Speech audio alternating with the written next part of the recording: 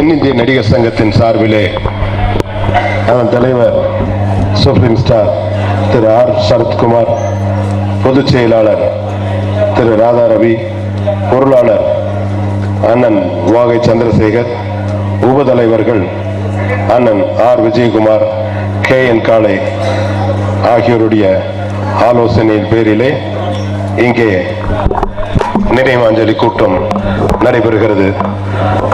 நினைவாஞ்சலி கூட்டத்தை துவங்குவதற்கு முன் அன்பு ஐயா லட்சிய நடிகர் திரு SSR அவர்களை பற்றிய சில நினைவுகளை இங்கே நாம் காண்போம்.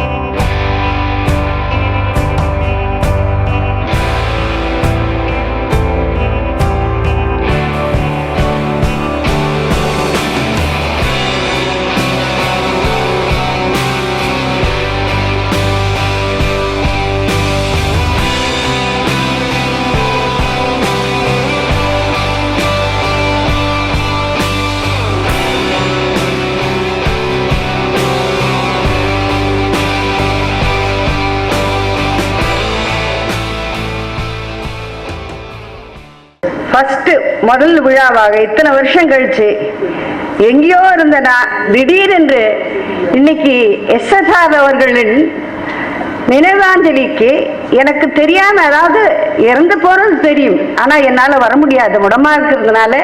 இந்த டிராபிக்ல எல்லாருக்கும் எப்பவுமே இருக்கிற இந்த பிரச்சனை, ஏதாவது ஒரு இடத்துக்கு போனோன்னு இன்னைக்கு லேஸ்ல போக மாட்டோம் அப்படின்னு அங்கேயே இருந்தபடியா மனசுல அவரை சாந்தி அடையட்டும், குடும்பத்தினர் சாந்தி அடையட்டும் அப்படின்னு வணக்கம் அப்படின்னு நினைச்சேனா,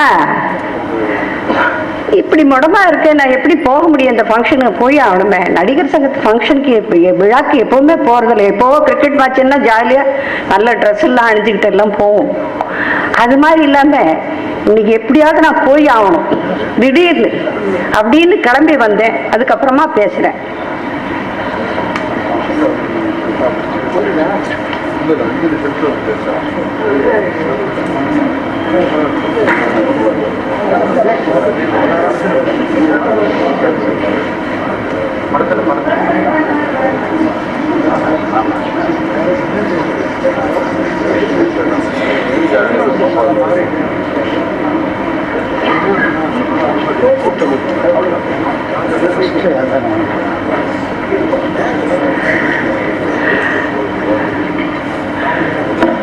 To the President, Sharath Kumar அவர்கள், President or Secretary, தென்னிந்திய நடிகர் சங்கத்தினர், மெம்பர்ஸ், ஆர்டிஸ்ட், இயக்குநர்கள், கலைஞர்கள், அப்புறம் எழுத்தாளர்கள், டெக்னீஷியன்ஸ், கேமரா குரூப் எல்லாருக்கும் என்னோட மனமார்ந்த நமஸ்காரங்களை அர்ப்பிக்கிறேன். அதாவது இந்த உலகத்தில் யூனிவர்ஸில் எத்தனையோ ஃபேக்கல்டிஸ், காலேஜ், ஸ்கூல் இதெல்லாம் தாண்டி கொஞ்சம் ஸ்பீடாக பேசுகிறேன், கொஞ்சம் யோசனை, அதாவது மண்டை கொஞ்சம் தட்டி அதை எழுப்பணும். ஏன்னா என்னோட ஃபேக்கல்ட்டி ரொம்ப நாளாக 23 வருஷமாக வேறு எங்கேயோ இருந்தேன். ஸோ அதுலேருந்து திரும்பி இந்த உலகத்துக்கு வரணும்னா கொஞ்சம் டைம் பிடிக்கும்.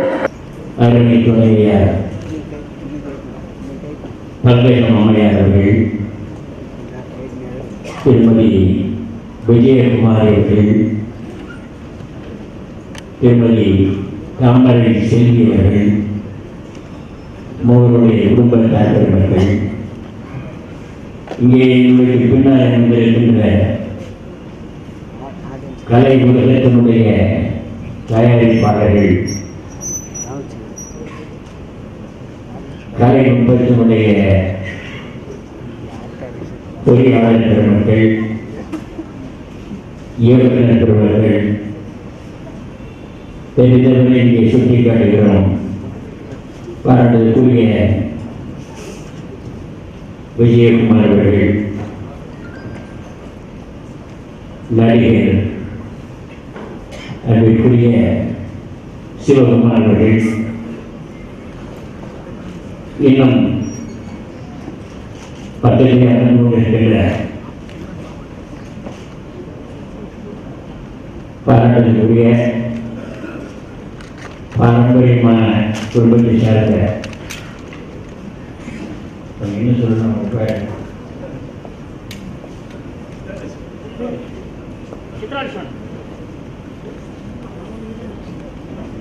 இதற்கு பூர்வாசிரமத்திலே பழக்கம் உண்டு பார்த்து கொண்டே செய்த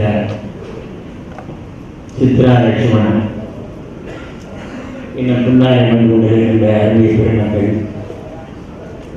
அவர்களோடு பழகி இந்த திரையுலகத்திலே அருப்பணியாற்றிய பெருமக்கள் பாடகர்கள் கவிஞர் பெருமக்கள் எழுத்தாளர் பெருமக்கள் சிந்தனையாளர்கள் தொலைக்காட்சி செய்தியாளர் பெருமக்கள்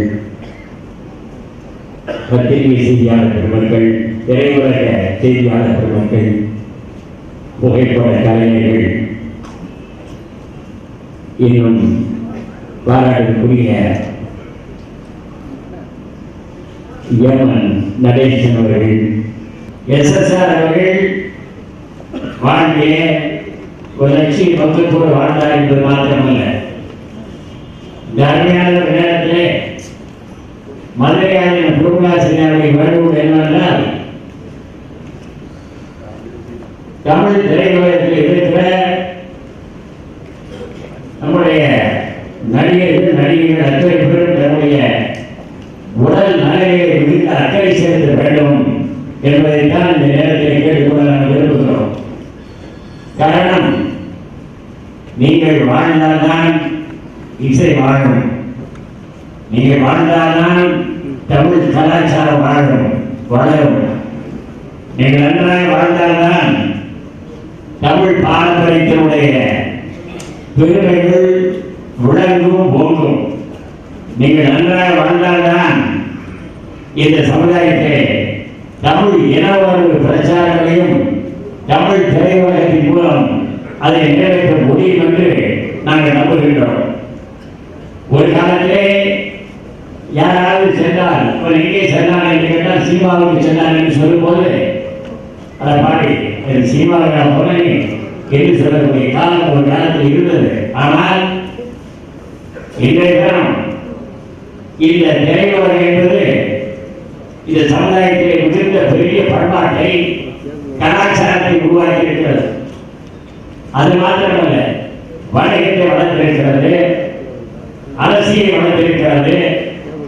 இன்னும் சொல்லப்போனால் திரையுலகம் தான் ஆட்சியாளர்களையும் இந்த கோட்டையை அமர்த்தி ஆட்சி செய்யக்கூடிய பெரும் பங்கு வகித்துக் கொண்டிருக்கிறது. காரணம் என்னவென்றால் நம்முடைய புரட்சி தலைவி அம்மாவர்கள் இந்த பேரத்தை ஆட்சி செய்து கொண்டிருக்கிறார். அவர் எப்படி இருந்தார் என்பதை மட்டும் நான் இங்கே சொல்ல விரும்புகிறேன். எனக்கு 5 சகோதரர்கள், 2 சகோதரிகள். எல்லோரிடமும் மிகவும் அன்பாகவும் பாசமாகவும் இருக்கக்கூடிய ஒரு தந்தை அவர்.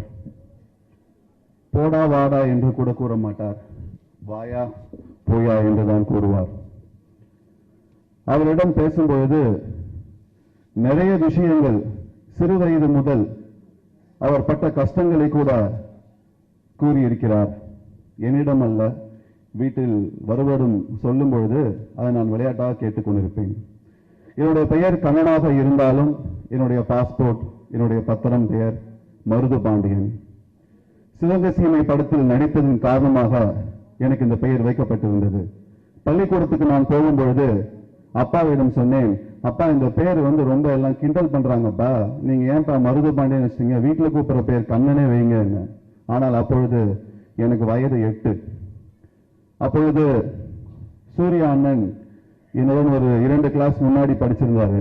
அவருக்கும் அது தெரியும். அவர் சொன்னாரு, நீ இந்த மாதிரிலாம் அப்பா வச்ச பேர் தான் நீ வைக்கணும்னு. ஆனால் 16 வயதுக்கு அப்புறம் தந்தையாருடைய புகழை உணர்ந்து சிவகங்கை சீமை படத்தை பார்த்த பிறகு நான் பெருமைப்படுகிறேன், எனக்கு மருதுபாண்டி என்ற பெயர் வைத்ததற்கு. அதற்காக நான் மிகவும் மிகவும் பெருமைப்படுகின்றேன். ஆகவே என் தந்தையார் வாழ்ந்த காலங்களில் சரி, இனி வரும் நடிகர்கள் என் தந்தையாரை முன் உதாரணமாக எடுத்துக் கொள்ளுங்கள். ஒரு அரசியல் வருகிறது என்றால் அது ஒரு கொள்கை இருக்க வேண்டும். கொள்கை இல்லாத அரசியல் அரசியல் அல்ல. ஏதோ வந்தோம் போனோம் இருக்காதீங்க. உங்களுக்கு ஒரு கொள்கை இருக்கணும், அப்பதான் அரசியல். என் தந்தையார் திராவிட கொள்கையில் இருந்தார். நான் மகனாக இருந்தாலும் என் திருமணம் திருத்தணியில் நடந்தது. ஆனால் என்னிடம் கூறினார், நான் கோயிலுக்கு வர மாட்டேன் என்று.